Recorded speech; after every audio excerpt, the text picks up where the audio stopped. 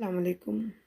رسول اللہ صلی اللہ علیہ وآلہ وسلم نے فرمایا، جمعہ کے دن کثرت سے مجھ پر درود و سلام بھیجا کرو، کیونکہ تمہارا درود و سلام جمعہ کے دن خاص طور پر میرے سامنے پیش کیا جاتا ہے۔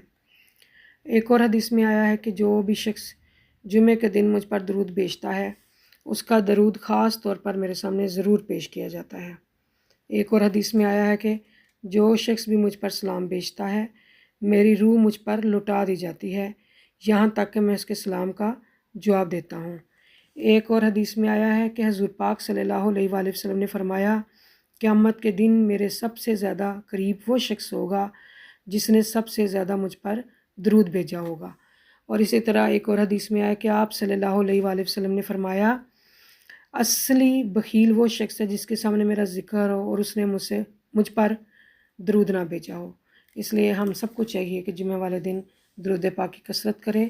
اللہ تعالی ہم سب کا درود پاک پڑھا قبول و منظور فرمائے، آمین ثم آمین۔